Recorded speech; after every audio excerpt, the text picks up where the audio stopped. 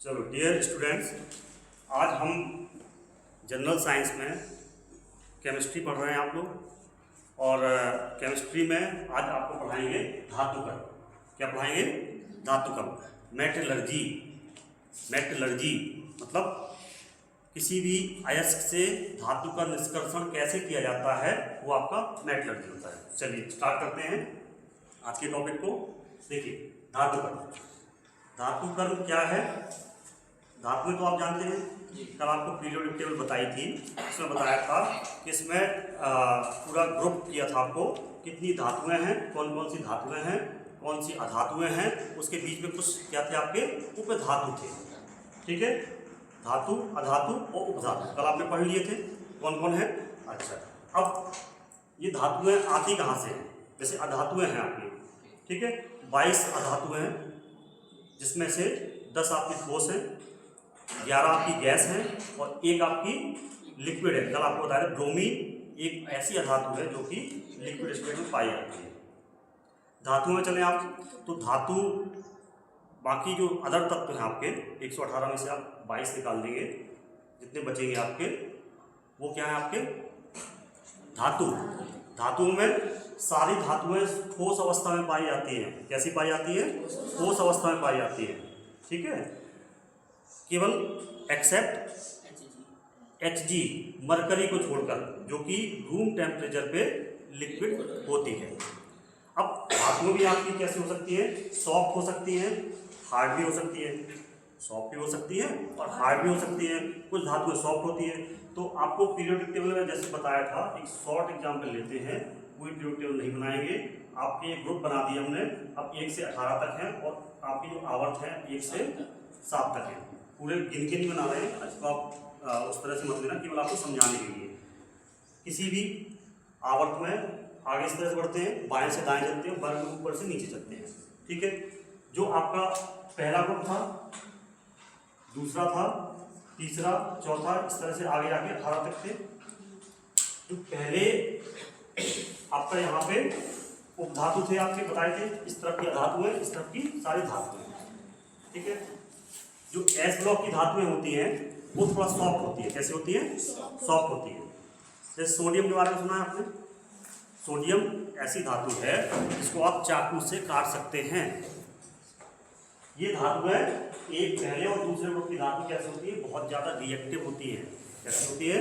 बहुत ज़्यादा क्रियाशील होती है। इतनी क्रियाशील होती है कि अगर इनको खुले में छोड़ देंगे आप तो ये एटमॉस्फेरिक ऑक्सीजन को लेकर के उससे ऑक्साइड्स बनाना शुरू कर देंगे। सोडियम का टुकड़ा है, ठीक है, रखा हुआ है सोडियम का पीस। अगर हम इसको सोडियम के पीस को ऐसे ही हवा में रख देंगे तो वो वहीं पे इतना रिएक्टिव है कि जलने लगेगा। ठीक है, जलने लगेगा। इसलिए सोडियम को हमेशा कैरोसिन ऑयल में रखते हैं। किस में रखते हैं? कैरोसिन ऑयल में। ठीक है, लेबोरेटरी में जब सोडियम रखा जाता है या डिब्बा जब हम कंपनी से मंगाते हैं एक्सपेरिमेंट के लिए, डिब्बे के अंदर देखते हैं कैरोसिन रहता है, उसमें सोडियम के पीसेस पड़े रहते हैं। चिमटे से उसको निकालते हैं, फिल्टर पेपर होता है या टिश्यू पेपर, उसको साफ कर लेते हैं, कैरोसिन उसके ऊपर का थोड़ी देर उड़ जाता है, उसको चाकू से ऐसे काट लेते हैं, छोटे छोटे पीस कर लेते हैं। हमें कोई रिएक्शन करानी है, अगर छोटा सा सोडियम का टुकड़ा चाहिए तो हम काट के उसको लेते हैं। ठीक है, तो कुछ मेटल्स कैसी होती है? सॉफ्ट होती हैं। They can be cut from knife, चाकू से उनको काटा जा सकता है। एग्जाम्पल मैंने आपको सोडियम का दे दिया। ठीक है, कुछ मेटल्स हार्ड कैसी होती है? हार्ड होती है। ऐसी हार्ड होती है कि आप जैसे आयरन को ले लो, चाकू से काट पाओगे, सोने के ले लो आप, चाकू से काट पाओगे, ऐसे नहीं काट पाओगे इतना इजीली। ठीक है, आयरन को काट तो पाते हैं आप, लेकिन आग ही लगती है। ऐसे चाकू से डायरेक्ट ऐसे नहीं, जैसे मिठाई काटते हैं ऐसे नहीं आप काट पाएंगे। ठीक है, और कुछ बहुत ज़्यादा हार्ड होती है। ठीक है, तो धातुओं के बारे में 2-3 चीज़ें आप देख लो, सबसे नोट करते जाओ। सबसे कठोर धातु क्रोमियम।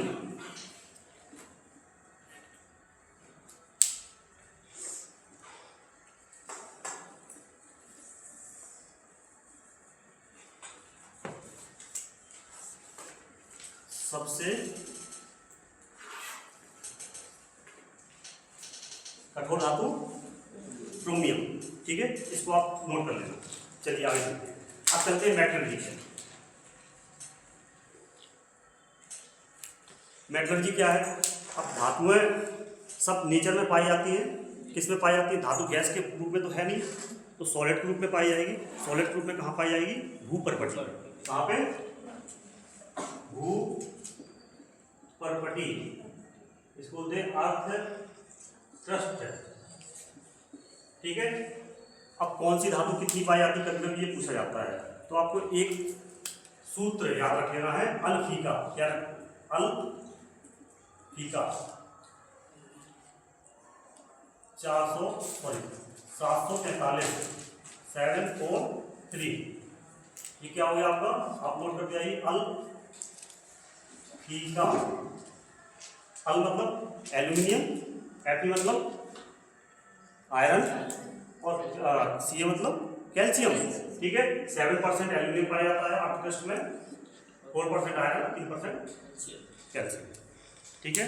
अल्फीका याद कर लेंगे, उससे आपको याद है धातु जो भूपर्पटी में सबसे ज़्यादा एल्यूमिनियम धातु पाई जाती है वो 7%, फिर आयरन 4%, कैल्शियम 3%।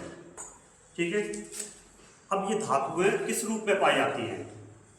आप कोई बता सकता है? ये धातुएं किस रूप में पाई जाती है अर्थ क्रस्ट में? संयुक्त अवस्था में, किसी ना किसी कंपाउंड के रूप में। ठीक है। जो धातु जितनी ज़्यादा क्रियाशील होगी वो धातु उतनी ही ज़्यादा संयुक्त अवस्था में पाई जाती है। अगर धातु एकदम निष्क्रिय टाइप की है तो मेटल के तौर पे भी सीधे सीधे मिल सकती है। ठीक है ना।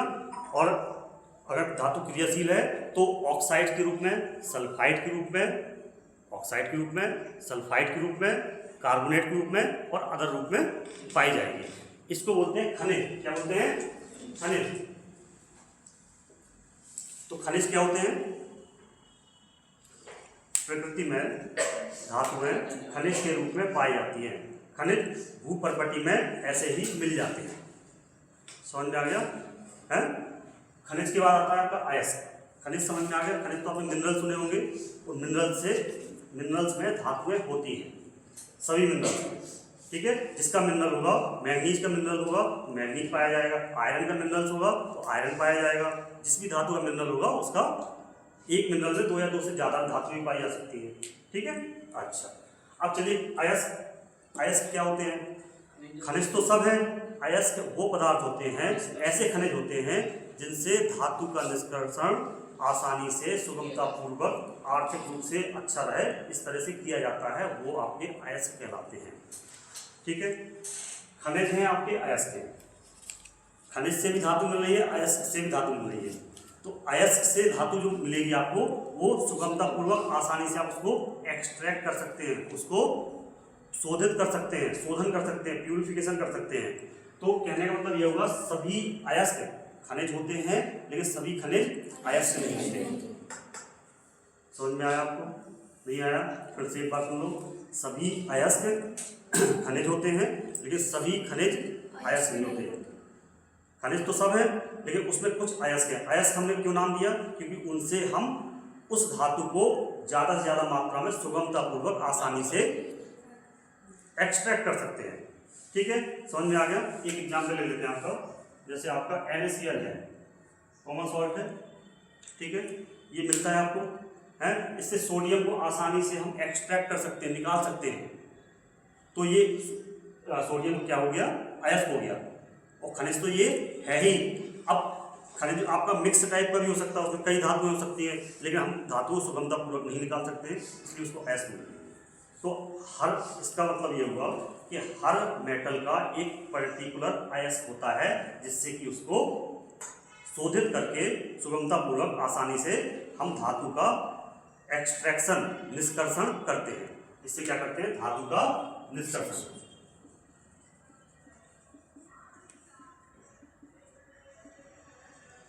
ठीक है।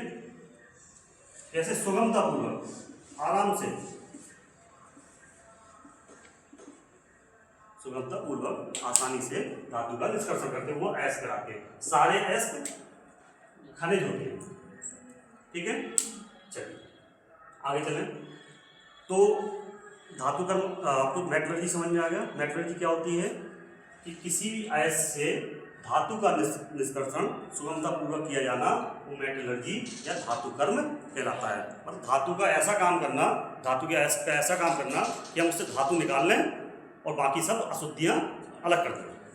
ठीक है, बाकी सब अशुद्धियाँ अलग कर दें। अच्छा, अब आप भूपर्पटी से खनिज मिल रहे हैं आपके, खनिज में अयस्क भी है आपके, अयस्क को आपने ले लिया तो उसमें कितनी मिट्टी कूड़ा करकट होगा, नहीं होगा, है ना। तो जो अयस्क जिस रूप में आपको मिला हुआ है, जो अयस्क जिस रूप में आपको मिला हुआ है, आप क्या करेंगे, पहले उसका शोधन करेंगे। ठीक है, इसको बोलते हैं अयस्क का सांद्रण। क्या बोलते हैं, अयस्क का सांद्रण। सांद्रण मतलब क्या होगा, अयस्क की क्वांटिटी को बढ़ाना। जैसे हमने उसको पानी से धो दिया, जो पानी में घुलनशील अशुद्धियाँ होंगी, अयस्क को छान लेंगे, घुलनशील अशुद्धियाँ निकल जाएंगी। पानी डाल दिया अयस्क में तो ऊपर कूड़ा करकट तैरने लगेगा, जो हल्का होगा उसको जाके सीधा फिल्टर कर लेंगे, अलग कर देंगे ऊपर का पार्ट। तो अयस्क हमारा कैसा शुद्ध रूप में आया, धातु शुद्ध रूप में नहीं आई, अयस्क शुद्ध रूप में आ गया।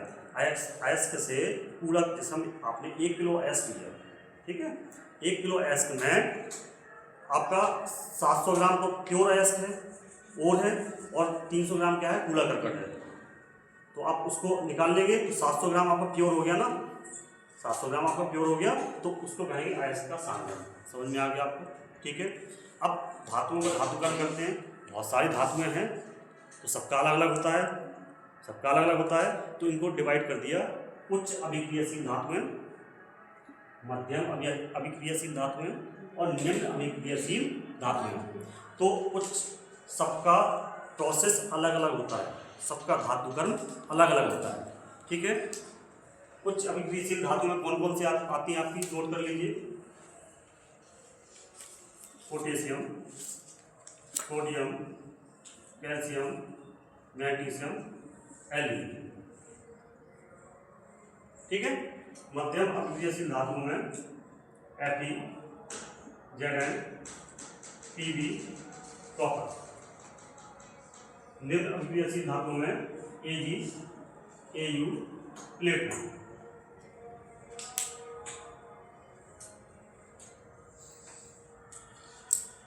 ठीक है, नोटेड।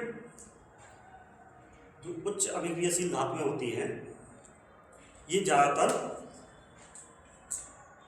क्लोराइड, ठीक है, ये आपकी ऑक्साइड के रूप में पाई जाती है। एल्यूमिनियम के साथ ऑक्साइड के रूप में पाया जाता है।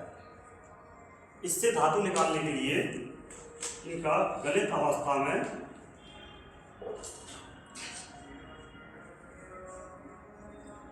विद्युत अपघटन करते हैं।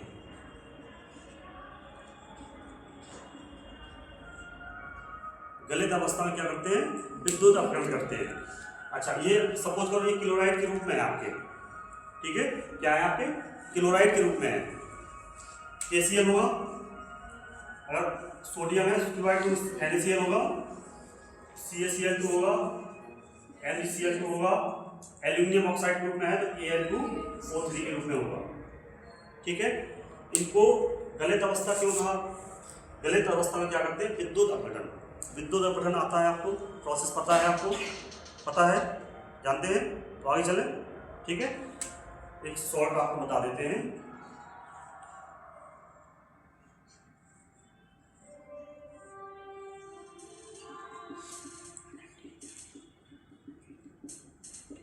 ठीक है, ये गलित अवस्था में है, लिक्विड फॉर्म में है, एक्वस सॉल्यूशन में है, ठीक है। इसमें आपका सपोज करो आपका NaCl भरा हुआ है, ठीक है। NaCl से हमें सोडियम धातु चाहिए। आपको पता है कि NaCl में सोडियम आयन होगा और Cl आयन होगा, ये आप जानते हैं। ये गलित अवस्था में हो गया, ठीक है। अच्छा, NaCl का एक टुकड़ा है आपके पास, इसमें ये विद्युत का सुचालक होगा या कुचालक होगा, आप बताइए। इसमें इलेक्ट्रिसिटी प्रवाहित होगी या नहीं होगी, नहीं होगी। अगर सोडियम क्लोराइड का टुकड़ा है, नमक का टुकड़ा है तो नहीं होगी। लेकिन अगर ये गलित अवस्था में है, एक्वस सॉल्यूशन में है या मोल्टन स्टेट में है, तब इसमें क्या हो जाएगा, सोडियम और आयन अलग अलग हो जाएंगे। कैसे हो जाएंगे, सोडियम आयन और क्लोराइड आयन अलग अलग हो जाएंगे। और यही आयन उसमें जब 2 तार डाल के सेल से जोड़ेंगे, तब इसमें सोडियम आयन रिमूव करेगा और क्लोराइड आयन रिमूव करेगा और इलेक्ट्रिसिटी प्रवाहित होगी, ठीक है। अब ये आपका विद्युत अपघटन में, ये विद्युत अपघटनी सेल होता है, ये आपका सेल है, ये आपका कैथोड है और ये आपका एनोड है। कैथोड जानते हैं, कैथोड कैसा होता है, पॉजिटिव आयन वाला होता है। ऐसा इलेक्ट्रोड जिस पर पॉजिटिव आयन होता है वो कैथोड कहलाता है। दो टाइप के इलेक्ट्रोड होते हैं, कैथोड और एनोड। कैथोड पॉजिटिव इलेक्ट्रोड होता है, एनोड आपका कैसा होता है, निगेटिव इलेक्ट्रोड होता है। ठीक है, अब इसमें आपने तार जोड़ दिया और ये जाके एक बैटरी से लगा दिया। बैटरी से आप करंट प्रवाहित करेंगे। जब करंट प्रवाहित करेंगे तो इसमें आपके सोडियम आयन है, Na+ आयन और Cl आयन। ठीक है, कैसे आपके सोडियम आयन है और क्लोराइड आयन, जिस पर पॉजिटिव चार्ज होता है उसे क्या बोलते हैं, कैटायन, धनायन नहीं बोलते हैं। जिस पर नेगेटिव चार्ज होता है उसको बोलते हैं एनायन। ठीक है, नेगेटिव चार्ज वाले आयन को क्या बोलते हैं, एनायन, और पॉजिटिव चार्ज वाले आयन को कैटायन बोलते हैं। जब हम इससे विद्युत धारा इसमें प्रवाहित करेंगे तो इसका विद्युत अपघटन हो जाएगा। क्या हो जाएगा, विद्युत अपघटन। अभी जो आपका नमक है इसमें सोडियम क्लोराइड के रूप में है, सोडियम आयन भी है, क्लोराइड आयन भी है। जैसे विद्युत धारा प्रवाहित करेंगे, कैटायन कहाँ जाएगा, कैथोड की तरफ, एनायन कहाँ जाएगा, एनोड। ठीक है, पॉजिटिव आयन वाला कैटायन कैथोड की तरफ जाएगा और एनायन कहाँ जाएगा, एनोड की तरफ जाएगा। ठीक है, कैटायन ये है, कैथोड निगेटिवली चार्ज होता है, एनोड आपका पॉजिटिवली चार्ज होता है। एनोड क्या होता है, पॉजिटिवली चार्ज होता है, कैथोड आपका कैसा होता है, निगेटिवली चार्ज होता है। कैटायन हमेशा कैथोड की तरफ मूव करेगा और एनायन हमेशा एनोड की तरफ मूव करेगा। ठीक है, कैटायन जब जाएगा आपका कैथोड पर तो ये क्या करेगा, Na पॉजिटिव है, एक इलेक्ट्रॉन वहां से ले लेगा और सोडियम मेटल में कन्वर्ट हो जाएगा। ठीक है, जब एनायन जाएगा एनोड की तरफ तो यही एनायन एक इलेक्ट्रॉन क्या करेगा, निकाल करके, भाई क्लोराइड कब बना था, जब इसने एक इलेक्ट्रॉन ग्रहण किया था। ठीक है, और एक इलेक्ट्रॉन निकाल दिया तो क्या बन गया, क्लोरीन। कैटायन कब बना था, इससे एक इलेक्ट्रॉन ग्रहण किया था। ठीक है ना, तो ये क्या करेगा, आपका एक इलेक्ट्रॉन निकाल देगा। सोडियम एक इलेक्ट्रॉन क्लोराइड ने निकाला और इसने आपका ये इलेक्ट्रॉन यहाँ आया, इसने इलेक्ट्रॉन अपना लिया और आप वापस Na बना दिया। सोडियम धातु के रूप में कैथोड पे डिपॉजिट हो जाएगा यहाँ पे। ठीक है, ये आपका Na है, मेटल है ना, और आपका क्लोरीन कहाँ जाएगा, एनोड की तरफ। Cl, एक Cl और दूसरा Cl मिलकर क्या बना लेंगे, Cl आपको पता है Cl फ्री स्टेट में नहीं रहता है, दूसरे Cl के साथ मिलकर के क्या बना लेंगे, क्लोरीन गैस। तो एनोड पे क्या निकलेगी, क्लोरीन गैस, और मेटल कहाँ, कैथोड पर डिपॉजिट हो जाएगा, इकट्ठा हो जाएगा। इस प्रकार सोडियम अलग हो गया आपका, सोडियम आपने ले लिया। ठीक है, सोडियम आपने ले लिया। चलिए इतना समझ में आ गया। तो गलित अवस्था में इसका विद्युत अपघटन करते हैं तो हमें कैथोड पर मेटल प्राप्त होती है और एनोड पर क्लोरीन गैस प्राप्त होती है, अगर हम क्लोराइड गैस को ले रहे हैं। ठीक है, क्लियर हो गया, समझ में आ गया, कुछ पूछना है। चलिए अब चलिए आगे। इसी तरह से एल्यूमिनियम का है। ठीक है, एल्यूमिनियम आपको ये याद रखना है, एल्यूमिनियम के ऑक्साइड अयस्क से एल्यूमिनियम को प्राप्त करते हैं और इनके क्लोराइड या ब्रोमाइड या आयोडाइड, इन सॉल्ट से इनको गलित अवस्था में विद्युत अपघटन करके इन मेटल को प्राप्त करते हैं। ठीक है, क्लियर। अब चलते हैं मध्यम अभिक्रियाशील धातु, इसको साफ कर दें।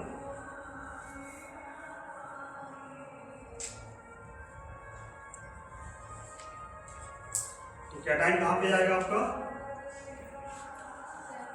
है कैथोड पर। कैथोड निगेटिवली चार्ज होता है। एक होता है दो टाइप के सेल होते हैं, एक विद्युत अपघटनीय सेल होता है, एक होता है गैल्वेनिक सेल। तो ये एनोड हमने उसका बता दिया था आपको, तो आप उसमें कंफ्यूज मत होना। कैटायन हमेशा कैथोड पे जाएगा, कैटायन पॉजिटिव चार्ज होता है तो निगेटिव इलेक्ट्रोड पे जाएगा, कैथोड निगेटिवली चार्ज होता है और एनोड पॉजिटिवली चार्ज होता है। तो एनायन कहाँ जाएगा, एनोड पर जाएगा। ठीक है, मेटल कैथोड पर डिपॉजिट होती है, जमा होती जाती है, उसको निकाल देते हैं। ठीक है, चलिए अब आगे बढ़ते हैं। मध्यम अभिक्रियाशील धातु, अब ये आपकी कार्बोनेट के रूप में मिलती है। कैसे मिलती है, कार्बोनेट के रूप में मिलती है, सल्फाइड के रूप में जनरली मिलती है। तो ये आपका कार्बोनेट एस,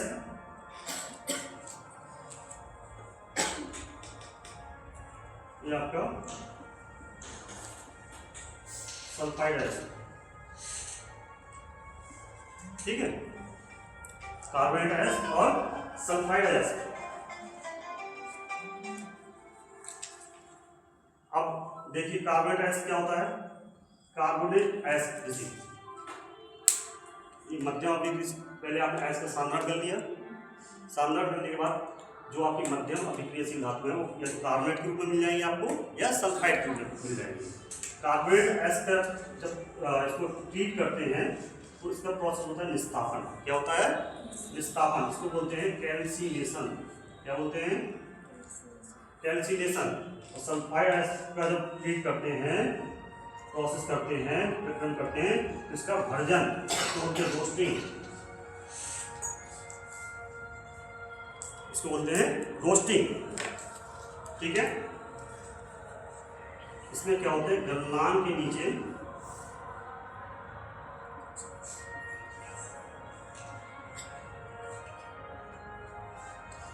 गलनांक के नीचे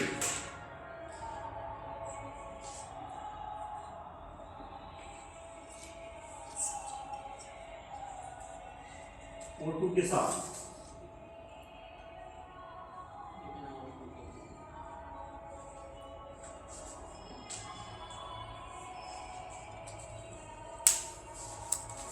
देखो आप यहाँ कार्बोनेट एस है, ठीक है, निस्तापन कैल्सिनेशन प्रोसेस करेंगे।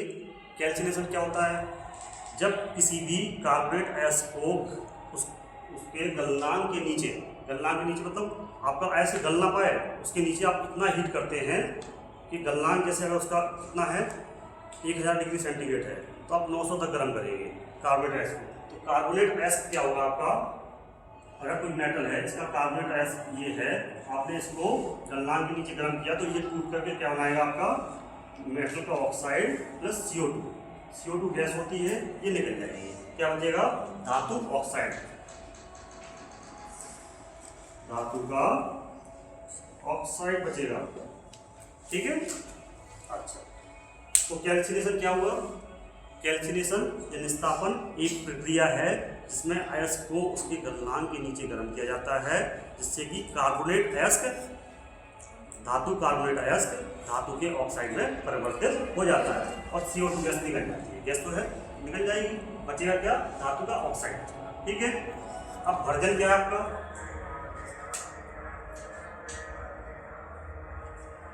भर्जन मेटल का सल्फाइड है, ठीक है, इसको ऑक्सीजन की उपस्थिति में गर्म करेंगे। ऑक्सीजन की उपस्थिति में जब गर्म करेंगे तो मेटल का ऑक्साइड बन जाएगा प्लस सल्फर डाइऑक्साइड के रूप में गैस के रूप में निकल जाएगा।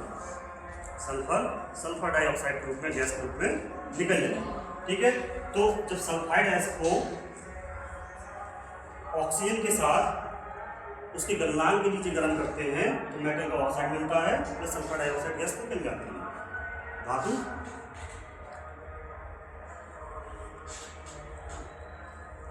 का ऑक्साइड मिल गया आपको। क्यों हंसी आ रही बेटा?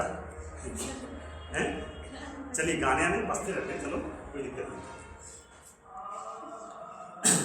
उनका काम है वो राधे राधे गा रहे हैं, आप अपना पढ़ाई वाला धातु कर्म गाइए, ठीक है। इन दोनों से क्या मिला आपको? धातु का ऑक्साइड मिला, नहीं मिला? धातु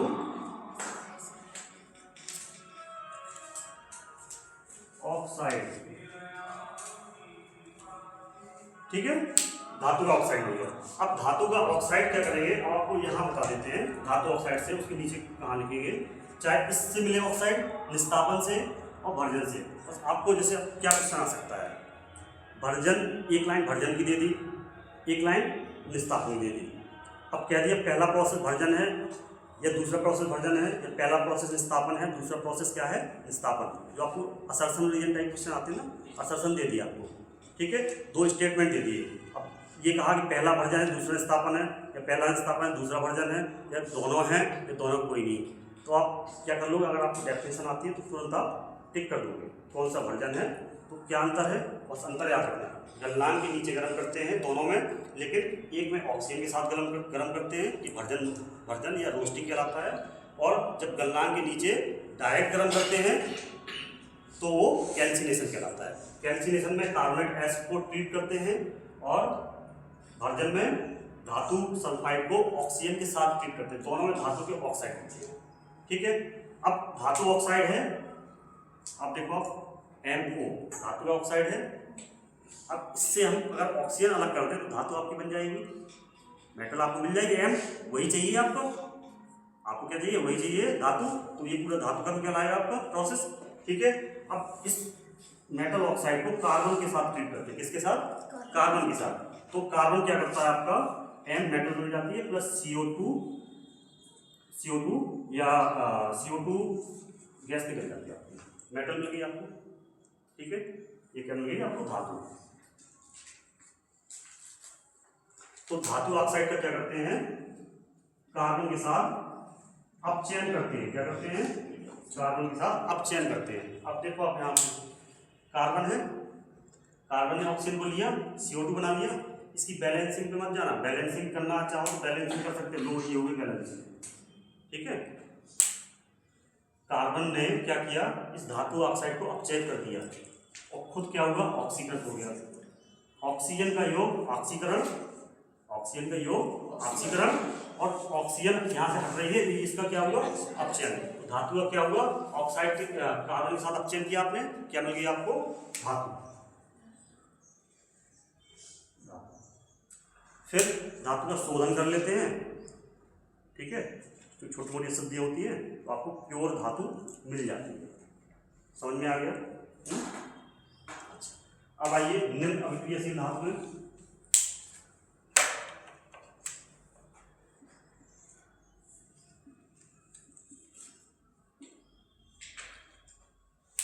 जैसे Ag और Au सल्फाइड ग्रुप में मिलती भी है, ये Au फ्री अवस्था में है। Ag का होता है एक AgS, सिल्वर ग्लास बोलते हैं इसको, सिल्वर ग्लास AgS।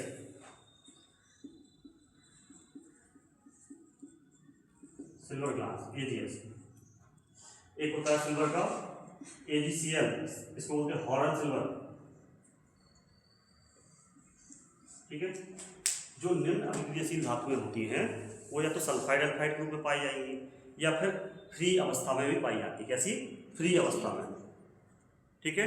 उनको ऐसे ही ट्रीट कर करके, शोधन करके धातु प्राप्त कर लेते हैं। कई रासायनिक प्रोसेस उसमें भी होते हैं, लेकिन निम्न अभिक्रियाशील धातुएं हैं तो किसी के साथ ज़्यादा क्रिया नहीं करेंगी तो ऑक्साइड कम मिलेगी उनके, है ना, ठीक है। और इसी तरह से मिलेगी, उनको शोधन करके सीधा धातु प्राप्त कर लेंगे। तो अगर जो निम्न अभिक्रियाशील धातु हैं उनके सल्फाइड हैं, तो सल्फाइड अगर पाया गया है तो उसको भी आप क्या करेंगे, भर्जन, ठीक है।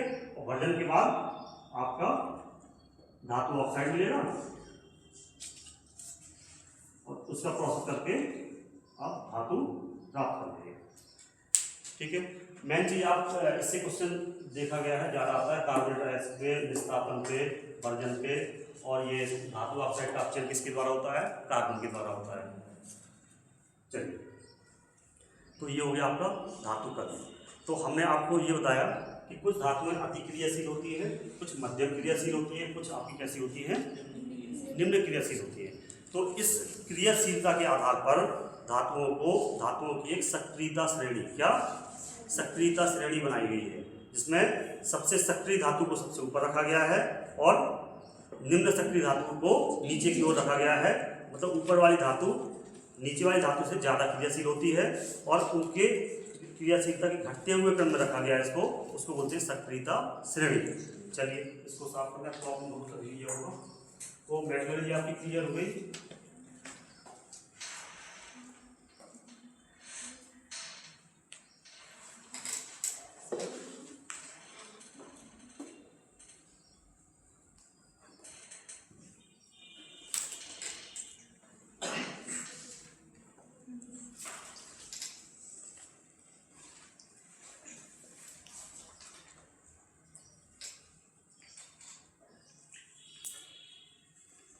कोई डाउट हो तो अभी पूछ लो आप।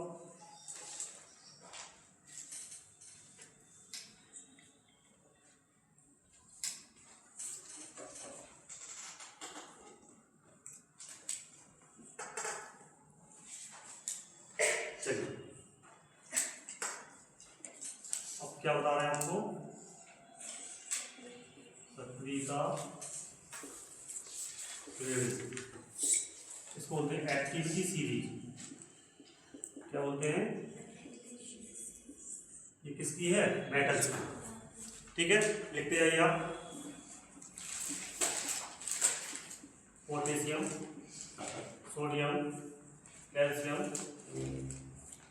मैग्नीशियम, एल्यूमिनियम, और जिंक आ जाता है, Fe आ जाता है, Pb आ जाता है, फिर hydrogen, copper, Hg, Ag, Au, Pt। ठीक है,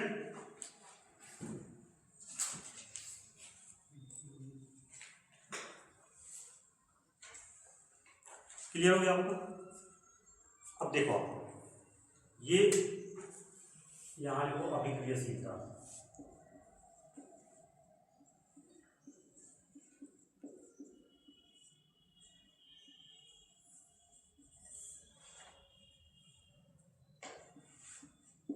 घटते हुए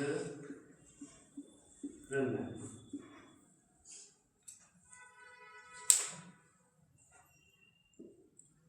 बीच में हाइड्रोजन है, इसको आप याद रखिएगा, बीच में क्या है, हाइड्रोजन, टोटल लीजिए।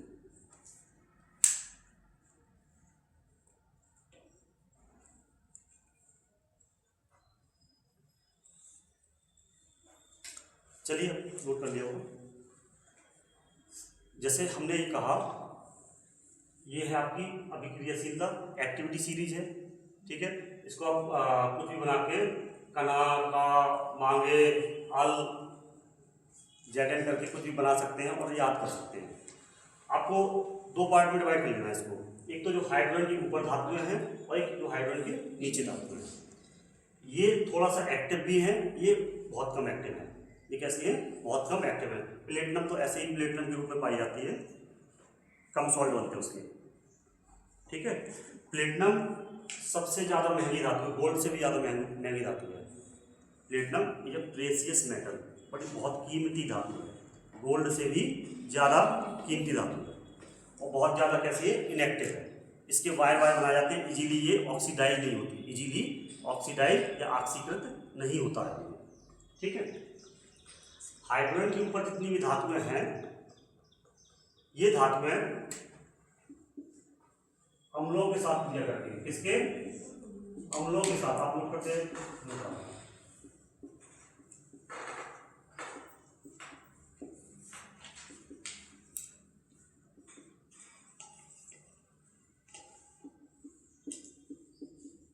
क्वेश्चन ये इस बार आया है, इस बार तो एक्टिविटी सीरीज में हाइड्रोजन के ऊपर धातुएं हैं, वो अम्लों के साथ क्रिया करके क्या बनाते हैं, क्या निकालते हैं, हाइड्रोजन गैस। जैसे जिंक है आपका, ठीक है, zinc plus H2SO4 ZnSO4 plus H2। ठीक है, अब एक अभिक्रिया में ये लिखी Cu प्लस H2SO4,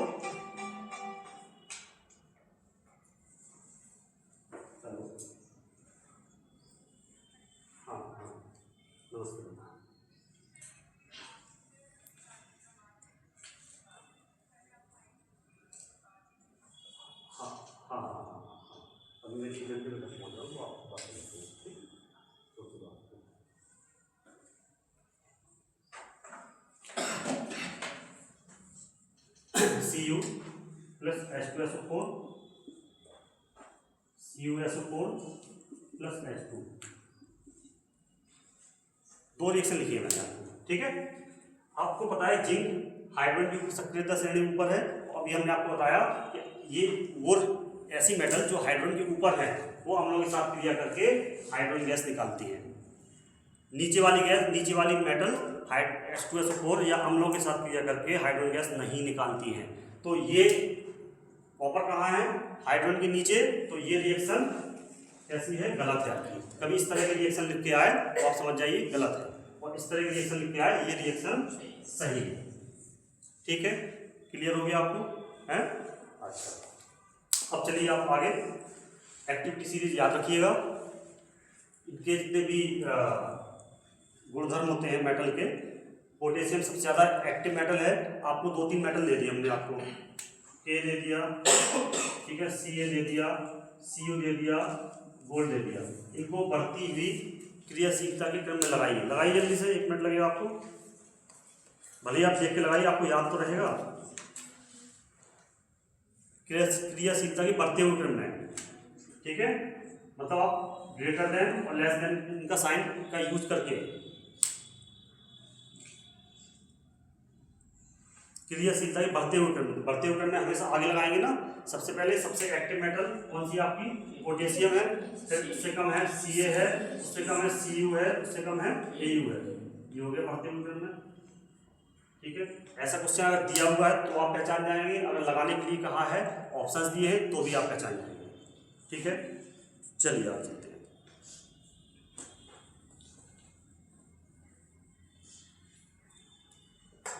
एक प्रॉपर्टी और इसकी कि कोई भी मेटल, सुनिए आप यहाँ पे, कोई भी मेटल नीचे वाली मेटल ऊपर वाली मेटल को उसके विलयन से विस्थापित नहीं करती है।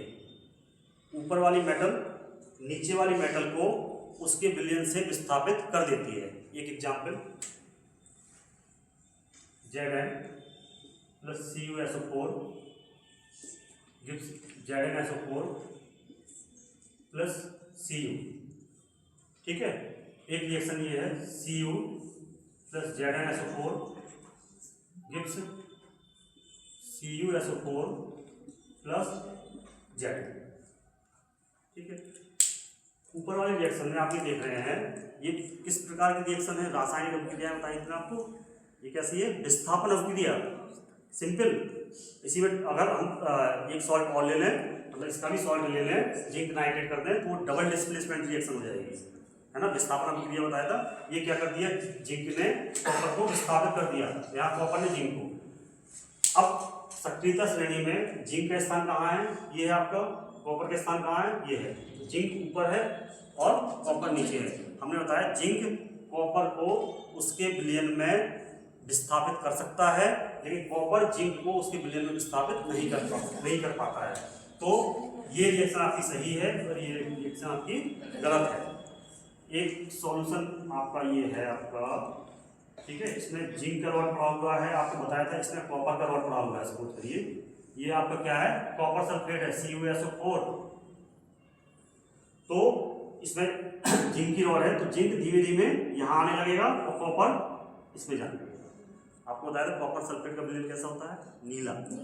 जिंक की रॉड आपने डाल दी, तो जिंक की ये प्रॉपर्टी, जिंक सक्रियता श्रेणी में कॉपर से ऊपर है, इसलिए विलयन से कॉपर को विस्थापित कर देगा, अलग कर देगा, खुद विलयन में आ जाएगा, जिंक सल्फेट बना लेगा। और जैसे ही कॉपर मेटल बनेगी तो इसका कॉपर आयन जो होते हैं नीले रंग के होते हैं, वो धीमे धीमे कम होते जाएंगे, इसका नीला रंग धीमे धीमे गायब होता जाएगा, ठीक है। अब ये आपका कॉपर की रॉड है, ये सॉल्यूशन जो है आपका जिंक सल्फेट का है, ZnSO4 का। तो क्या ऐसा ये घुलेगी, इसमें नहीं घुलेगी, क्योंकि कॉपर कैसी है, सक्रियता श्रेणी में जिंक से नीचे है, और कॉपर जिंक सल्फेट के विलयन से जिंक को विस्थापित नहीं कर सकती, ये ऐसे ही पड़ेगी, ठीक है। नेक्स्ट टॉपिक अब आता है संक्षारण। क्या आता है, संक्षारण। संक्षारण क्या होता है,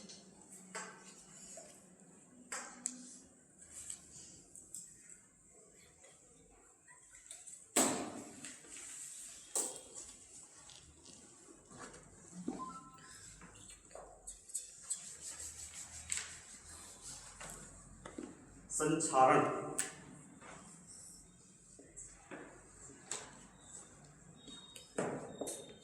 इसको इंग्लिश में बोलते हैं कोरोजन। क्या बोलते हैं, कोरोजन। एक सिंपल भाषा में अगर समझें हम, तो किसी भी चीज का, किसी भी पदार्थ का उसके सरफेस पे जो है ना डिटेल क्षय होना, सरफेस पर क्षय होना। जैसे लकड़ी है, लकड़ी भी अगर क्षय हो रही है ना, तो इसका भी संक्षारण हो रहा कहीं ना कहीं, ठीक है। तो यहाँ हमें केवल धातुओं के बारे में पढ़ना है। धातुओं संक्षारण से मतलब है धातु अगर ऐसे ही पड़ी हुई है तो उसके ऊपर की लेयर जो है ना खराब होने लगती है। कैसे होने लगती है? खराब होने लगती है। तो इस प्रक्रिया को क्या बोलते हैं? संक्षारण या कोरोजन। कोरोजन का मतलब ये है कोरोड होना। कोरोड का मतलब ये है ऊपर की लेयर का खराब होना। ठीक है, चलिए सबसे पहला एग्जाम्पल देखते हैं लोहे में जंग लगना।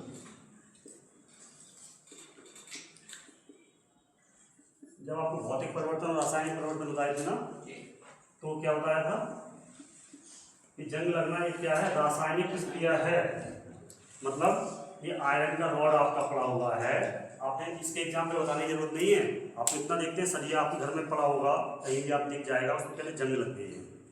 जो लोहे की वस्तु है उसमें जंग लग गई है, तो क्या होगा? उसका संक्षारण हो रहा है। तो इसको जब लोहे में जंग लगती है इसको बोलते हैं रस्टिंग ऑफ आयरन। क्या बोलते हैं? Rusting of iron. Rusting of iron, ठीक है। ये Fe, लोहे में Fe होता है, ठीक है। Fe मध्यम क्रियाशील धातु में आता है, बहुत ज़्यादा एक्टिव भी नहीं है, बहुत ज़्यादा वो भी नहीं, लेकिन ऐसे ही पड़ा रहेगा तो चैन नहीं रहेगा इसको, ठीक है। नींद आ रही है बेटा? ये देखिए आप Fe, एटमॉस्फेयर में क्या होता है आपका? ये एटमॉस्फेयर है, ऑक्सीजन होती है और नमी भी होती है। अगर नमी ना हो तो आप देखेंगे जंग कम लगती है, नहीं लगती है। आप ऐसी जगह जाएं कि जहाँ लोहा पड़ा हो। पटरियों में कभी जंग लगती है? पटरियों के ऊपर का सरफेस देखेगा अगर एकदम चमकता हुआ मिलेगा, चाहे पानी बरसे, चाहे नमी हो, चाहे वो, क्यों? हर थोड़ी देर में ट्रेन निकलेगी, है ना। तो वो जो रिएक्शन वाटर की रिएक्शन, वाटर वेपर की रिएक्शन, जल वाष्प की रिएक्शन अगर उसमें होनी है, ऑक्सीजन की रिएक्शन होनी है, तो नहीं होगी। समझ में आ गया? ठीक है।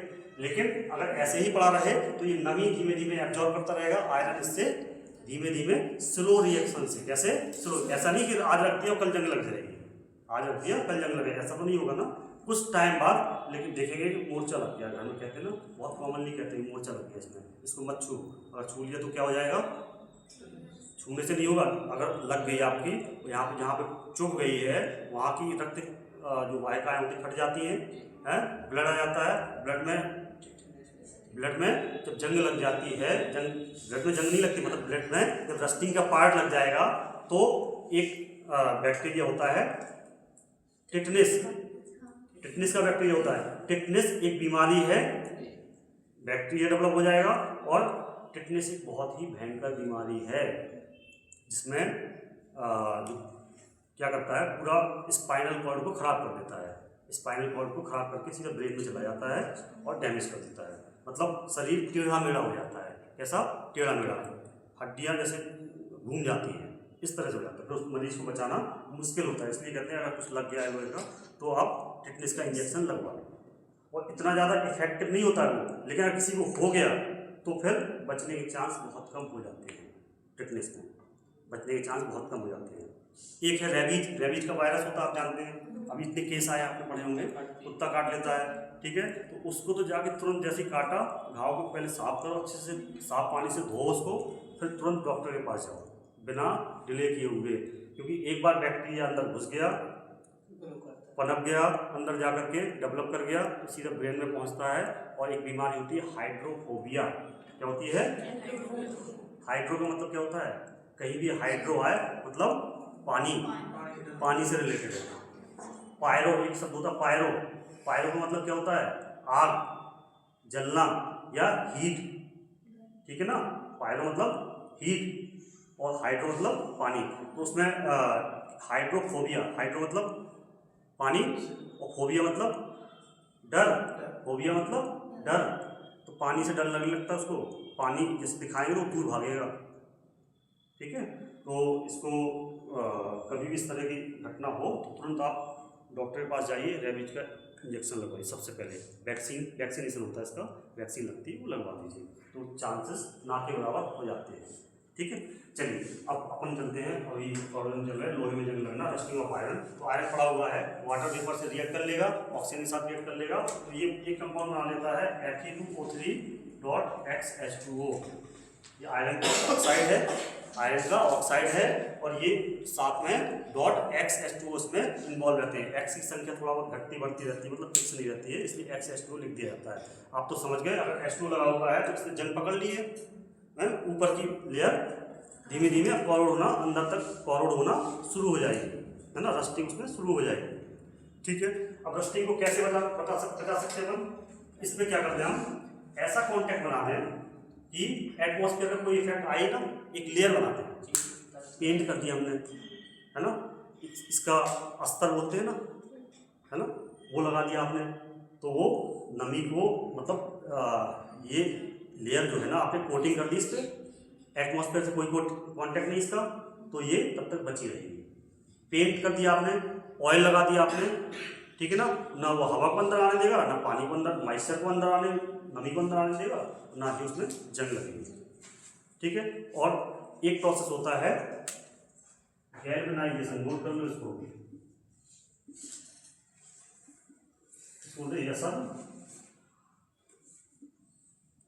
गैल्वेनीकरण। ठीक है, इसमें क्या करते हैं, इस जिंक इस पे आयरन रॉड पर एक जिंक की परत चढ़ा देते हैं। क्या चढ़ा देते हैं? जिंक की परत चढ़ा देते हैं, जिंक लेयर। क्या बनाते हैं? जिंक की लेयर। तो ये क्या कहलाता है आपका? गैल्वेनाइजेशन। ये प्रोसेस कहलाता है, इसको बोलते हैं यसद लेपन। क्या बोलते हैं? यसद लेपन हिंदी में। नाम थोड़ा अटपटा है, आप ध्यान रखिएगा।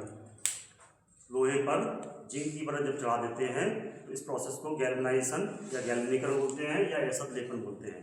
ठीक है, इससे क्या हो जाता है? जिंक क्या है? जिंक ऑक्सीजन से नमी से क्रिया नहीं करता है, ऑक्सीजन से नमी से क्रिया नहीं करेगा। अब परत जो आपने चढ़ाई वो तो परमानेंट हो गई, ऑयल पेंट किया वो तो अस्थायी है ना, कुछ टाइम बाद पेंट झड़ने लगेगा, है ना, ऑयल है सूख जाएगा, है, तब तो उसका नमी से और ऑक्सीजन से कांटेक्ट हो ही होगा। लेकिन अगर आपने जिंक की परत चढ़ा दी तो सालों सालों तक उसका कुछ नहीं होना है। पहले बक्से आया करते थे, आपने अगर आप देखो उनमें जंग नहीं लगती थी, देखा है, सफ़ेद सफ़ेद टाइप की लेयर टाइप की रहती थी, लोहे की रहते हैं वो, उसमें क्या कर देते हैं? यसद लेपन, जिंक की परत चढ़ा देते हैं, जिस कारण से अब जिंक की परत है, जिंक की परत पहले खराब होगी तब जाके अंदर खराब होगा। जिंक ऑक्सीजन से और नमी से रिएक्शन जल्दी नहीं करता है ना, नॉर्मल टेम्परेचर पे नहीं करता, तो बस बचा रहता है। चलिए, दूसरा आपका है, इससे वेट बढ़ता है ना सर लोहे का? जंग से वेट बढ़ जाता है आपका, वेट लोहे का बढ़ जाता है, क्योंकि पहले आयरन था केवल, अब ऑक्साइड बन गया उसका और H2 भी आ गया, तो लोहे में जंग लग जाती है, रासायनिक परिवर्तन है उसमें, उसका वजन बढ़ जाता है। ठीक है, अब आपका कॉपर पे आइए आप।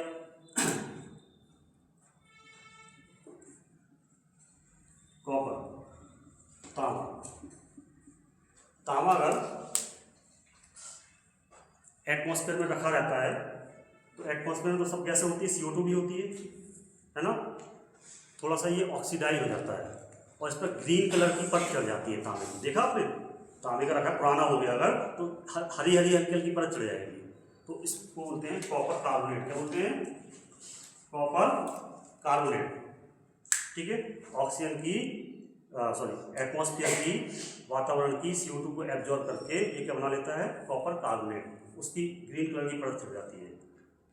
ठीक है, ये भी संक्षारण का एक प्रकार हो गया, संक्षारण का रस्टिंग ऑफ आयरन हो गया।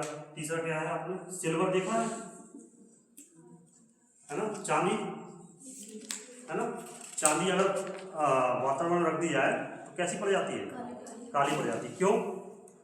सिल्वर का सल्फाइड बन जाता है, सिल्वर सल्फाइड।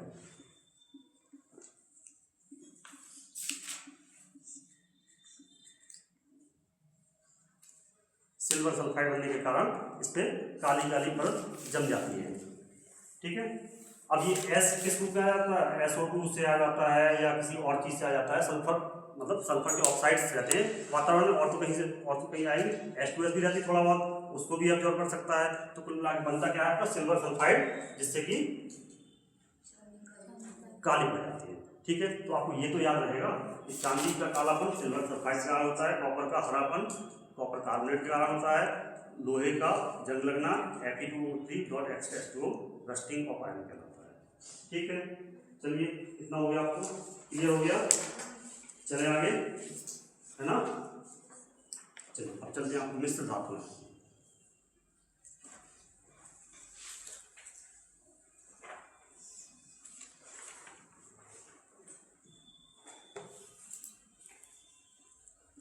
मिश्र धातु क्या होती है, आपको एक जब हमने विलयन पढ़ाया था तो हमने बताया था, आपको याद हो तो।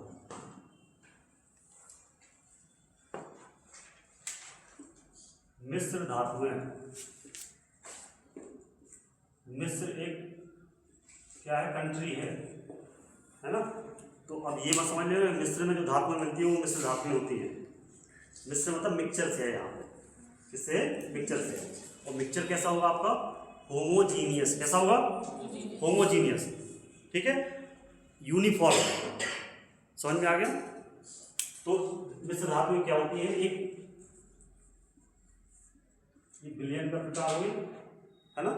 विलयन का प्रकार होगी ना, तभी तो होमोजीनियस होगी। होमोजीनियस मिक्सचर क्या कहलाता है, विलयन कहलाता है। तो जब दो या दो से अधिक धातु हैं, दो मिनिमम तो दो होगी ना उसमें, या दो से ज़्यादा हो सकती है, उन धातुओं को इस तरह से मिक्स किया जाता है कि एक नई धातु तैयार होती है। उसका एक हमने नया नाम दे दिया, जैसे कि आपका ब्रास, इसको क्या बोलते हैं, पीतल। क्या बोलते हैं, पीतल। कॉपर होता है आपका और जिंक होता है। ठीक है, 70% के आसपास कॉपर होता है, प्लस 30% क्या होता है, जिंक होता है। ठीक है, कॉपर और जिंक से मिलकर जो मिश्र धातु बनती है वो क्या होती है, आपकी ब्रास, पीतल। अब देखो विलयन हमने क्यों कहा इसको, कि ये अगर पीतल का टुकड़ा है ना, पीतल का टुकड़ा है, तो अगर इस पार्ट को तोड़ो, चाहे इस पार्ट को तोड़ो, चाहे इस पार्ट को लो, सभी में कॉपर और जिंक का जो परसेंटेज है एक सा मिलेगा। मतलब दोनों को गलित अवस्था में मिक्स करके एक नई धातु बनाई है, जो क्या है आपकी पीतल या ब्रास। ठीक है, पहली मिश्र धातु होगी आपकी। दूसरा है ब्रॉन्ज,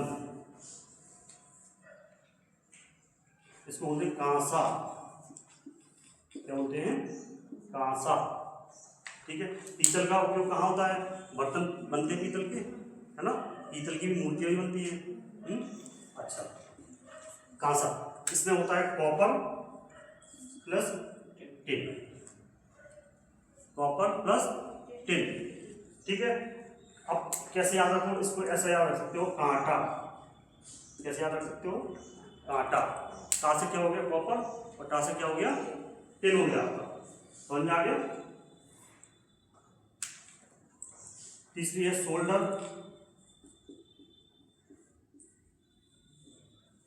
ठीक है, ये होती है tin plus lead, tin plus lead. Solder एक मजबूत धातु होती है जो टाँका लगाने में होती है। कहाँ होती है, मेटल को जो जोड़ते हैं तो टाँका लगाने में उपयोग होती है।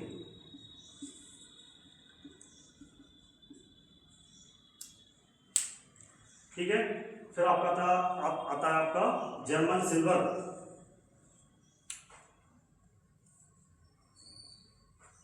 German silver, Cu plus Zn plus निकल। जर्मन सिल्वर याद रखना। ठीक है, अब जनरल धातु में कॉपर तो होता ही है, जर्मन में जा से जिंक याद रख लेना और ना से निकल, तो आपको याद रहेगा कि कॉपर प्लस जिंक प्लस निकल। ठीक है, नोट कर लिया। नेक्स्ट है आपका अमलगम।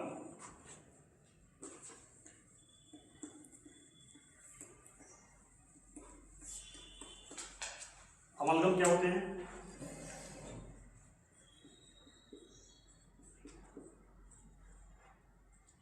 अमलगम बताया था एक बार हमने। तो मरकरी होती है ना आपकी Hg, इसको क्या बोलते हैं, मरकरी। पारा, हिंदी में बोलते हैं पारा, बिल्कुल सही। लिक्विड धातु होती है, इसमें किसी भी धातु को मिलाएंगे तो उसका अमलगम बन जाएगा। जब अमलगम शब्द आ गया, हमने कहा सोडियम का अमलगम, क्या कहा, सोडियम का अमलगम, तो ये बन गया NaHG। ठीक है, गैस लगा भी हो सकता है, कहीं नहीं भी लगा सकता है ना, सोडियम का अमलगम, है ना। फिर हमने कहा आपका जिंक का अमलगम ZnHG, पोटेशियम का अमलगम KHG। ठीक है, ठीक है, लोहा कभी अमलगम नहीं बनाता है, ध्यान रखना, है ना। तो अमलगम अगर पूछा जाए तो अमलगम किसके साथ बनता है, मरकरी के साथ, जिसमें मरकरी लिक्विड धातु होती है और एक सॉलिड धातु उसमें डिजॉल्व की जाती है, मिलाई जाती है, जिससे उसे बोलते हैं, जिस धातु में मिलाया उसका अमलगम। सोडियम अमलगम, जिंक का अमलगम, पोटेशियम का अमलगम। समझ में आ गया आपको, है ना। तीन मिश्र धातु होगी आपकी। नेक्स्ट है आप गन मेटल।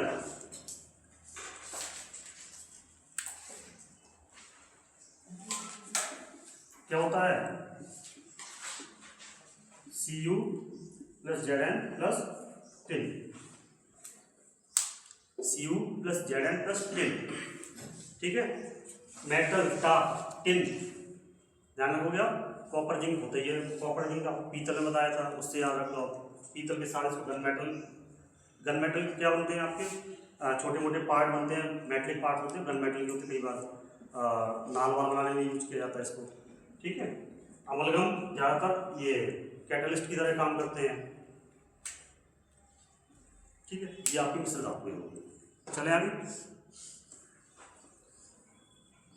है बहुत सारे, लेकिन आप कुछ याद रखिए इनको।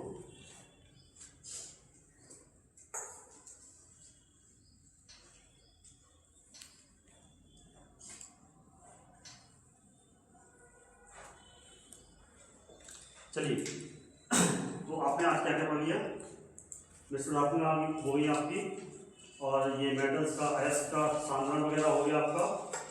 ठीक है, अब चलिए कुछ जो धातुएं हैं आपकी, ये कल आपको धातुओं के भौतिक गुण बताए थे, आपको याद होगा, और साथ में अधातुओं के भौतिक गुणों को भी कंपेयर किया था, तुलनात्मक अध्ययन किया था। कौन कौन से बताइए। धातुएं कठोर होती हैं, अधातुएं उतनी कठोर नहीं होती, सॉफ्ट होती है। अपवाद सब में है, अपवाद सब में है। धातुएं यहाँ तक ठोस अवस्थाओं में पाई जाती है, मरकरी को छोड़कर। धातुएं ठोस, द्रव और गैस अवस्थाओं में पाई जाती है। ठीक है, धातुओं को पीट पीट कर भी चादर बनाई जा सकती है, मैलिएबिलिटी बताया था, है ना। उसको अधात वर्धनीयता बोलते हैं। ठीक है, अधातुओं को पीट क्योंकि चादर नहीं बनाएगा, पीटेंगे फूट जाएगी, अलग अलग हो जाएगी। ठीक है, तन्यता है, धातुओं के पतले तार खींचे जा सकते हैं, 1-1 ग्राम से 1-1 किलोमीटर 2 किलोमीटर लंबे तार खींचे जा सकते हैं, बहुत पतले, है ना। गोल्ड आप देखते होंगे इतना प्रेशियस मेटल है, कीमती धातु है, और थोड़े से गोल्ड में 10 ग्राम तो बहुत ज़्यादा होता है, 5 ग्राम में कोई आभूषण बन जाता है, 2 ग्राम में कुछ आभूषण बन जाता है, 3 ग्राम में आभूषण बन जाता है। तो आप 1-2 ग्राम 3 ग्राम अगर आप चीनी से या नमक से कंपेयर करो तो आपके दिमाग में आएगा 2-3 ग्राम कुछ नहीं, ना के बराबर है ना। चीनी वाला ऐसे डाल देता है 2-4 ग्राम ज़्यादा, और आलू वाले के पास जाएंगे 10-20 ग्राम आलू आपको ऐसे दे देगा। तो ये देखा जाता है कौन कितना कीमती है, उस हिसाब से इसकी क्वांटिटी डिसाइड होती है। प्लेटिनम गोल्ड से भी ज़्यादा महंगा है। ठीक है, प्लेटिनम गोल्ड से भी ज़्यादा महंगा है। अब जो प्योर गोल्ड होता है वो कितने कैरेट होता है, 24 कैरेट। फिर उसमें कुछ अशुद्धियाँ मिली होती हैं, जैसे तांबे की अशुद्धि या कोई और मेटल की अशुद्धि है, जनरल तांबे की रहती है, तो वो 22 कैरेट कहलाता है अशुद्धि के हिसाब से। ठीक है, फिर 20 कैरेट, फिर 18 कैरेट।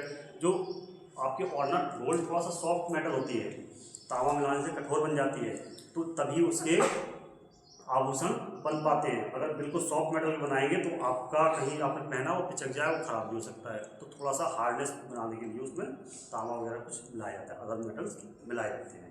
ठीक है, तो इसलिए जो 24 कैरेट होता है उसके आभूषण नहीं बनते हैं, 22 कैरेट, 20 कैरेट, 18 कैरेट उसके आभूषण बनते हैं। चलिए, तो ये आपको समझ में आ गया। फिर नेक्स्ट आपका विद्युत के सुचालक और कुचालक। तो धातु क्या होती है, विद्युत की सुचालक होती है ना। विद्युत की सुचालक होती है। सबसे ज़्यादा धातु कौन सी विद्युत की सुचालक होती है? विद्युत की सुचालक सबसे ज़्यादा कौन सी धातु होती है? सिल्वर। फिर इसके बाद कॉपर, इसके बाद एल्यूमिनियम बताया था कल आपको। सिल्वर कॉपर दो तो कम से कम याद रख लेना, ठीक है। और अधातुएं विद्युत की सुचालक होती हैं। ऊष्मा की धातुएं ऊष्मा की सुचालक होती हैं और अधातुएं ऊष्मा की सुचालक होती हैं, ठीक है। सब में अपवाद है। अपवाद क्या है? सारी मेटल सॉलिड स्टेट में है एक्सेप्ट मरकरी जो कि लिक्विड स्टेट में है। अधातुएं केवल एक अधातु लिक्विड रूप में होती है, उसको क्या बोलते हैं? ब्रोमीन। कौन सी अधातु है? ब्रोमीन लिक्विड में होती है। बाकी धातुएं या तो अधातुएं गैस होती हैं या सॉलिड होती हैं, ठीक है। एक अधातु ऐसी है जो कि विद्युत की सुचालक होती है। एक अधातु ऐसी है जो कि विद्युत की सुचालक होती है। कौन सी है? ये अपवाद याद रखना है। नॉर्मल तो आपने पढ़ लिया, अपवाद से ही क्वेश्चन पूछे जाते हैं। देखो ग्रेफाइट विद्युत की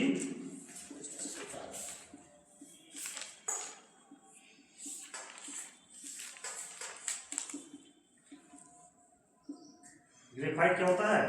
ब्रैकेट कर दे रहे हैं यहाँ पे, यहाँ कर दे रहे हैं, आप नोट कर लीजिएगा। कार्बन सी, ठीक है। एक अधातु है जो कि सबसे कठोर होती है। एक अधातु ऐसी है, हमने बताया धातुएं कठोर होती हैं, है ना, लेकिन एक अधातु ऐसी है जो सबसे कठोर होती है। क्या है बताओ ना? हीरा, डायमंड, ये भी कार्बन होता है ना, सबसे कठोर।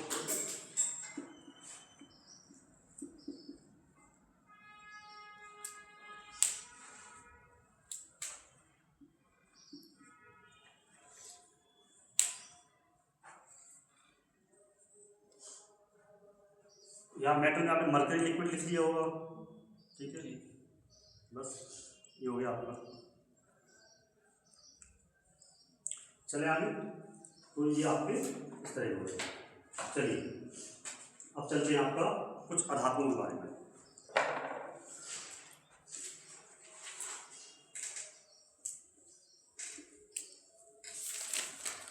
पहले आपको इसके रासायनिक गुण भी दो चार बताते हैं आपको।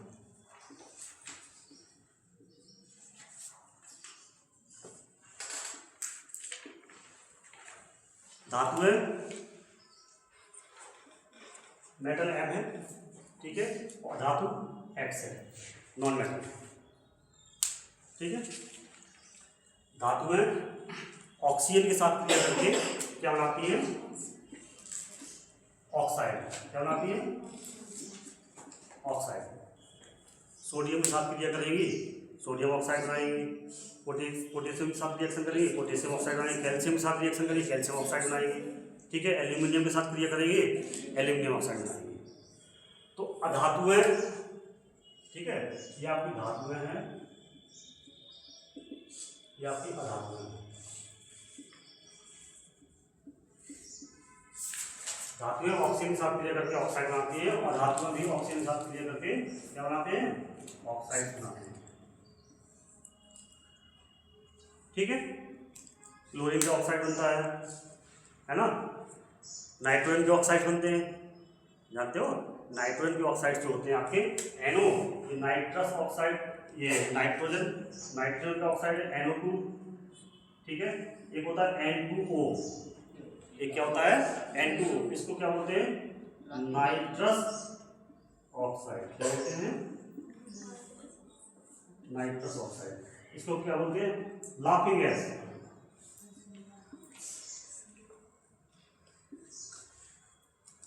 Laughing gas. अगर थोड़ा सा सुहा दिया है तो आप बिना बात के ही हंसते ही रहेंगे, ठीक है। थोड़ा सा आपको सुहा दिया है तो आप बिना बात के ही हंसते रहेंगे, लाफिंग गैस बोलते हैं। इसका उपयोग कहाँ होता है? एनेस्थीसिया में। किसमें? एनेस्थीसिया में, मतलब बेहोश करने के लिए है, डॉक्टर इसका यूज करते हैं एनेस्थीसिया के रूप में। चलिए, तो धातु ऑक्सीजन साथ मिलकर ऑक्साइड बनाते हैं, अधातु ऑक्सीजन साथ मिलकर ऑक्साइड बनाते हैं। जो धातु के ऑक्साइड होते हैं वो कैसे होते हैं? क्षारीय, कैसे होते हैं? क्षारीय। और इसके ऑक्साइड्स कैसे होते हुए हैं? अम्लीय। अब कहीं कोटेशन आपको लिखा मिल जाए, अधातु किस प्रकार के ऑक्साइड बनाते हैं? अम्लीय। धातु किस प्रकार के ऑक्साइड बनाते हैं? क्षारीय। या इनको पलट दे और आपको पूछ ले कि ए सही है, बी सही है, सी सही है, डी सही है, तो आप बता दोगे ना। ठीक है।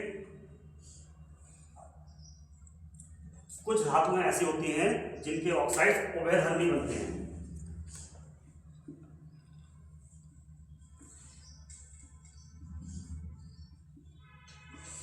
उभयधर्मी ऑक्साइड, इसको बोलते हैं एम्फोटेरिक।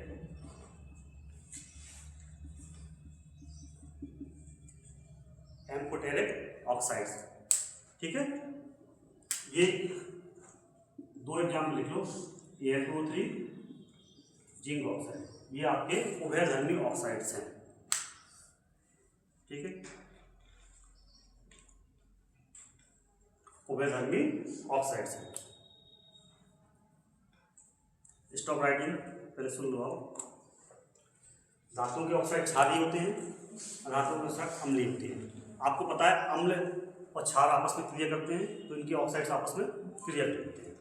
अगर ये जल के साथ क्रिया करेगा धातु का ऑक्साइड, तो क्षार बनाएगा, और धातु का ऑक्साइड क्या बनाएगा? अम्ल बनाएगा। जैसे आपका NO2 है, H2O के साथ मिलकर क्या बनाएगा? HNO3, अम्ल बन गया ना, है ना। इसके साथ मिलकर क्या बनाएगा? HNO3। सल्फर का ऑक्साइड है आपका SO2, इस H2 के साथ मिलकर क्या बनाएगा? H2SO3। ठीक है। सल्फ्यूरस अम्ल, एक ऑक्सीजन मिल जाएगा तो सल्फ्यूरिक अम्ल बन जाएगा, H2SO4। ठीक है। समझ में आ गया? SO3 को अगर मिला दोगे तो H2SO4 बन जाएगा आपका। तो आपको याद कितना रखना है एग्जाम की दृष्टि से? धातु भी ऑक्साइड बनाता है, अधातु भी ऑक्साइड बनाता है। धातु के ऑक्साइड क्षारीय होते हैं, अधातु के ऑक्साइड अम्लीय होते हैं। ठीक है। जल से क्रिया करके धातु के ऑक्साइड क्षार बनाते हैं और धातु के ऑक्साइड अम्ल बनाते हैं। उभयधर्मी ऑक्साइड क्या होते हैं? ऐसे ऑक्साइड जो अम्लीय भी हो और क्षारीय भी हो, दोनों प्रकार से रिएक्शन करते हैं। ठीक है ना। अम्लीय भी हो, क्षारीय भी हो, तो उभयधर्मी ऑक्साइड्स कहलाते हैं, एल्यूमिनियम ऑक्साइड और जिंक ऑक्साइड। ठीक है। ये आपकी कुछ केमिकल प्रॉपर्टीज हैं, ये हो गई हैं। जितनी ज़्यादा क्रियाशील धातु होगी, उतनी ही जल्दी ये ऑक्साइड्स बनाएगी, है ना।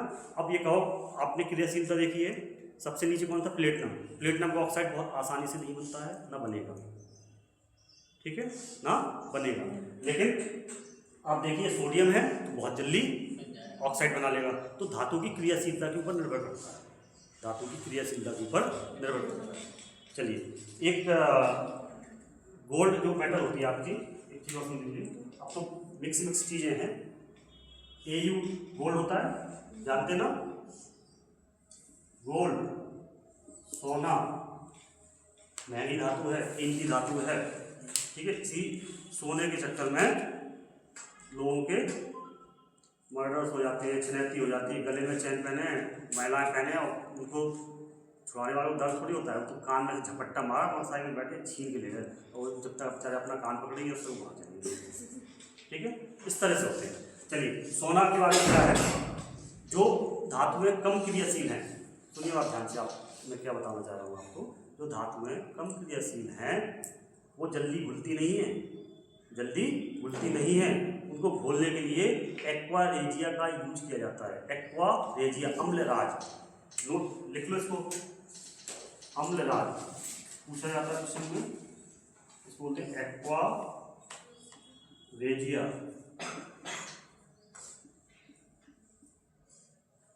ठीक है।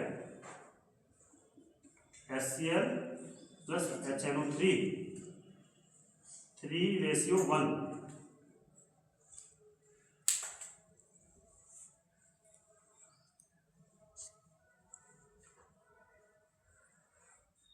Aqua regia, HCl HNO3 3:1, 3:1।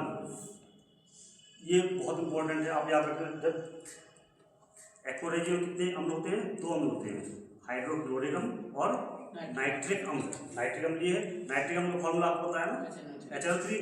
जो 3 होगा वो 1 होता है, याद रखिएगा। तो 1 होता है वो 3 होता है, 3:1। अब याद रहेगा आपको, हैं? अच्छा, ये एक्वारेजिया क्या करता है, जो उत्कृष्ट धातुएं होती हैं, जो इनर्ट मेटल्स होती हैं, अक्रिय धातु, मतलब अक्रियता से मतलब ये जल्दी रिएक्ट नहीं करती है, बहुत कम रिएक्ट करती हैं, जैसे गोल्ड, प्लेटिनम। तो गोल्ड, जो गोल्ड स्मिथ होते हैं, सुनार होते हैं, वो इसको गलाने के लिए एक्वारेजिया का उपयोग करते हैं, तब जाकर उसमें घुलता है। ठीक है, समझ में आ गया?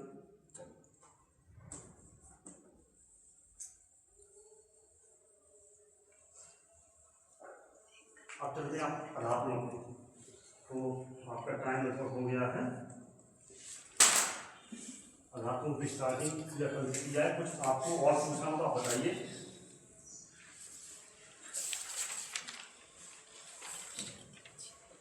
थोड़ा सा स्टार्ट कर देते हैं आज, है ना, अभी 5 मिनट है। अधातु, ठीक है। सबसे पहले आपने देखा होगा H, हाइड्रोजन के बारे में बता देते हैं आपको। खास खास चीजें आपको नोट कर लिए। हाइड्रोजन परमाणु क्रमांक 1 होता है, परमाणु भाग भी 1 होता है, लेकिन इसके पहले तो समस्थानिक आप याद रखते हैं। क्या याद रखते हैं? समस्थानिक बता चुके हैं, ज़्यादा नहीं बताइए, एक बार लिख दे रहे हैं। 1H1, 1H2, 1H3। नाम लिखिए इसके, इसको बोलते हैं प्रोटियम, प्रोटॉन से बना है, ठीक है। इसको बोलते हैं ड्यूटेरियम,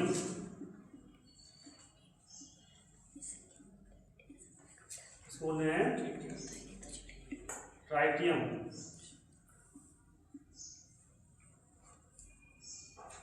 इसको बोलते हैं H, इसको बोलते हैं D, इसको बोलते हैं T। जिस तरह H2O बनता है ना, इसी तरह D2O बनता है। इसको बोलते हैं भारी जल। क्या बोलते हैं? भारी जल का फॉर्मूला क्या है? D2O। ये 7000 भाग सामान्य जल होता है, तो उसमें 1 भाग भारी जल होता है। 7000 भाग क्या होता है? सामान्य जल, तो उसमें 1 भाग क्या होता है? भारी जल होता है, ड्यूटेरियम। ठीक है। इस भारी जल D2O का उपयोग मंदक के रूप में करते हैं, काय में?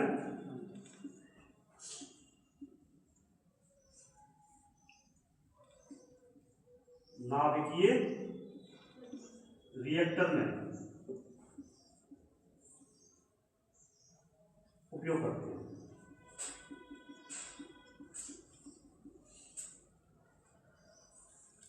मंदक के रूप में नाभिकीय रिएक्टर में, न्यूट्रॉनों की गति को मंद करने के लिए, ठीक है, मॉडरेटर। ट्राइटियम आपका कैसा होता है? रेडियो एक्टिव होता है।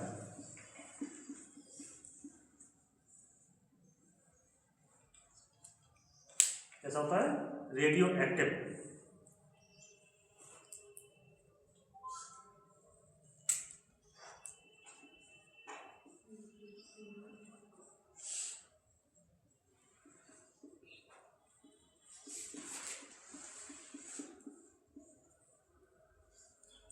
अब आइए सूर्य की ऊर्जा का स्रोत देखिए, आपने जल्दी जल्दी फास्ट।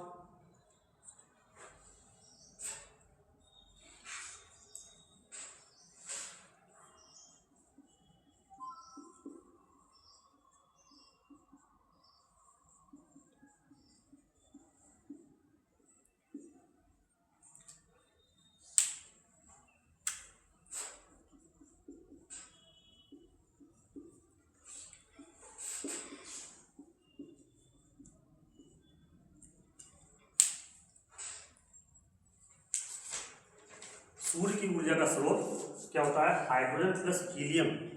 ये हाइड्रोजन और हीलियम, ये सूर्य के आसपास जो आका गोला है, चमकता है जो, उसके आसपास हाइड्रोजन और हीलियम का बहुत ज़्यादा परसेंटेज होता है। इसके छोटे छोटे नाभिक आपस में मिलते रहते हैं और ऊर्जा निकलती रहती है, फिर छोटे छोटे पार्ट टूटते रहते हैं, फिर जुड़ते रहते हैं, जिससे ऊर्जा आपको नाभिकीय संलयन से ऊर्जा मिलती रहती है। तो सूर्य की ऊर्जा का मुख्य स्रोत क्या है? नाभिकीय संलयन अभिक्रिया, जिसमें बहुत ज़्यादा एनर्जी निकलती है। तो सूर्य के आसपास का टेम्परेचर कई लाख केल्विन के आसपास होता है, और जैसे अगर कोई जाए भी ना वहाँ, तो उसके बहुत कई किलोमीटर पहले ही वो जल के भस्म हो जाएगा। बात कहने का, इतनी हीट रहती है वहाँ पे, ठीक है। तो एक होता है नाभिकीय विखंडन, अगर सुना हो आपने, एक होता है नाभिकीय संलयन। नाभिकीय विखंडन क्या होता है आपका, इसमें यूरेनियम के नाभिक या प्लूटोनियम के नाभिक पर न्यूट्रॉनों की बमबारी करते हैं। बमबारी करने से यूरेनियम दो छोटे छोटे नाभिकों में टूट जाता है और बहुत सारी एनर्जी निकलती है और साथ में कुछ न्यूट्रॉन निकलते हैं। ये न्यूट्रॉन फिर से नए यूरेनियम के नाभिकों को अटैक करते हैं, फिर से ऊर्जा निकलती है। तो नाभिकीय विखंडन भी ऊर्जा का एक स्रोत है, नाभिकीय संलयन भी ऊर्जा का स्रोत है। लेकिन दोनों में अंतर क्या है, जो परमाणु बम बनता है ना आपका, है ना, वो नाभिकीय विखंडन के सिद्धांत पर आधारित है। लेकिन ये नहीं, आप समझिए, नोट कर लीजिए। परमाणु बम नाभिकीय विखंडन की सिद्धांत पर आधारित है। उसमें एक नाभिक को न्यूट्रॉनों की बमबारी की जाती है, जिससे वो नाभिक कई छोटे छोटे नाभिकों में टूट जाता है और साथ में न्यूट्रॉन निकलते हैं। ये न्यूट्रॉन फिर से नए नाभिकों को, तो एक यूरेनियम जब टूटता है तो 3 न्यूट्रॉन निकलते हैं। 3 न्यूट्रॉन, फिर 3 यूरेनियम परमाणु को तोड़ेंगे, है ना, फिर 2 निकलेंगे, फिर ऐसी चेन रिएक्शन चलती रहेगी और बहुत एकदम से बहुत सारी ऊर्जा निकलेगी। जब इसको हम कंट्रोल्ड वे में, जैसे कंट्रोल्ड वे में यूज करते हैं, तब उस ऊर्जा का उपयोग हम बिजली घर चलाने में, बिजली बनाने में या अन्य कार्यों में उपयोग करते हैं। लेकिन जहां हमें विस्फोट कराना है तो उसको ऐसे ही छोड़ देंगे तो विस्फोट होगा। हिरोशिमा एंड नागासाकी में अमेरिका ने परमाणु बम का उपयोग किया था, वो प्लूटोनियम पर आधारित था, PU, है ना, प्लूटोनियम बेस्ड था, है ना। उसके नाभिक का विखंडन कराया था तो बहुत सारी एनर्जी एकदम से निकलती है, तो आसपास पूरा रेडिएशन फैल जाता है, अल्फा बीटा गामा, और बहुत हीट निकलती है, जिससे बहुत ज़्यादा नुकसान होता है। सूर्य की ऊर्जा का स्रोत नाभिकीय संलयन है, परमाणु बम नाभिकीय विखंडन पर आधारित है। ठीक है, चलिए, तो हाइड्रोजन का आपने देख लिया, आपने protium, deuterium, tritium, hydrogen normal जल H2O और ड्यूटेरियम भारी जल बनाता है, इसको याद रखना। फिर D2 होता है, 7000 भाग में 1 भाग भारी जल का होता है। ठीक है, और ये मंद के रूप में नाभिकीय रिएक्टर में उपयोग करते हैं। ये न्यूट्रॉनों की गति को क्या कर देता है, मंद। रिएक्शन कैसे होती है, कंट्रोल्ड वे में होती है, जिससे कि उस ऊर्जा का उपयोग हम धीमे धीमे करते रहेंगे। जैसे एकदम से ज़्यादा एनर्जी आएगी तो उसका उपयोग नहीं कर पाएंगे। कंट्रोल वे में है, बिजली बनाने में, कुछ और काम करने में, कुछ और काम करने में, इस तरह से आप यूज कर सकते हैं इसको। ठीक है, आज के लिए धन्यवाद। चलिए।